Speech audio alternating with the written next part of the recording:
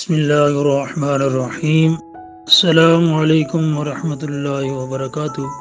آج آپ کو حضرت عبیدہ بن جراح رضی اللہ تعالیٰ عنہ کا عظیم الشان آپ کی زندگی کا انمول واقعہ سنانے جا رہا ہوں۔ حضرت عبیدہ بن جراح رضی اللہ تعالیٰ عنہ جناب عمر رضی اللہ تعالیٰ عنہ کے زمانے میں شام کے گورنر تھے، اور گورنر شام ان کو اس لیے بنایا گیا تھا کہ اکثر علاقہ انہوں نے فتح کیا تھا۔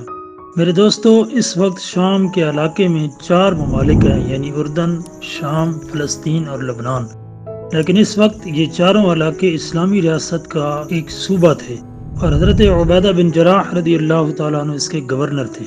میرے پیارو، شام کا صوبہ بڑا زرخیز تھا، مال اور دولت کی ریل پیل اور روم کا سرسبز و شاداب علاقہ تھا۔ جناب حضرت عمر رضی اللہ تعالیٰ عنہ مدینہ میں رہ کر سارے عالم اسلام کی کمان کیا کرتے تھے، چنانچہ ایک مرتبہ معائنہ کرنے کے لیے شام دورہ پر تشریف لائے۔ دورہ شام کے دوران ایک مرتبہ حضرت عمر رضی اللہ تعالیٰ عنہ نے فرمایا کہ اے ابو عبیدہ، میرا دل چاہتا ہے کہ میں اپنے بھائی کا گھر دیکھوں جہاں تم رہتے ہو۔ جناب عمر رضی اللہ تعالیٰ عنہ کے ذہن میں شاید یہ تھا کہ ابو عبیدہ رضی اللہ تعالیٰ عنہ اتنے بڑے صوبہ کے گورنر بن گئے ہیں اور یہاں دولت کی فراوانی ہے، اس لیے ان کا گھر دیکھنا چاہا کہ آیا انہوں نے اس مال و زر کی سرزمین پر اپنا رہن سہن کیسا رکھا ہوا ہے۔ ابو عبیدہ رضی اللہ تعالیٰ عنہ نے جواب دیا کہ اے امیر المؤمنین، آپ میرے گھر کو دیکھ کر کیا کریں گے؟ اس لیے کہ جب آپ میرے گھر کو دیکھیں گے تو آنکھیں نچوڑنے کے سوا کچھ حاصل نہ ہوگا۔ تو جناب عمر رضی اللہ تعالیٰ عنہ نے اصرار فرمایا کہ میں دیکھنا چاہتا ہوں۔ چنانچہ ابو عبیدہ رضی اللہ تعالیٰ عنہ نے امیر المؤمنین کو لے کر چلے۔ شہر کے اندر سے گزر رہے تھے، جاتے جاتے جب شہر کی آبادی ختم ہو گئی تو حضرت عمر رضی اللہ تعالیٰ عنہ نے پوچھا کہ کہاں لے کر جا رہے ہو؟ حضرت ابو عبیدہ رضی اللہ تعالیٰ عنہ نے جواب دیا، بس اب تو قریب ہے۔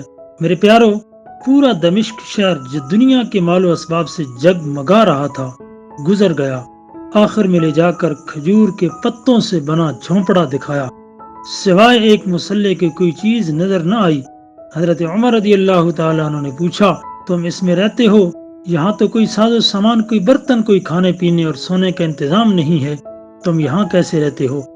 انہوں نے جواب دیا کہ اے امیر المؤمنین، الحمدللہ میری ضرورت کا سارا سامان میسر ہے، یہ مسلح ہے، اس پر نماز پڑھ لیتا ہوں اور رات کو اس پر سو جاتا ہوں۔ اور پھر اپنا ہاتھ اوپر چھپر کی طرف اٹھایا اور وہاں سے ایک پیالہ نکالا جو نظر نہیں آ رہا تھا، اور وہ پیالہ نکال کر دکھایا کہ امیر المؤمنین، برتن یہ ہے۔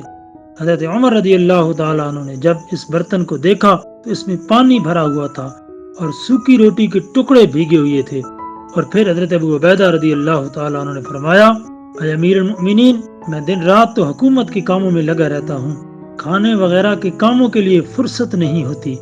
ایک خاتون میرے لیے 2-3 دن کی روٹی ایک وقت میں پکا دیتی ہے، میں اس روٹی کو کھا لیتا ہوں اور جب سوکھ جاتی ہے تو اس کو پانی میں ڈبو دیتا ہوں اور رات کو سوتے وقت کھا لیتا ہوں۔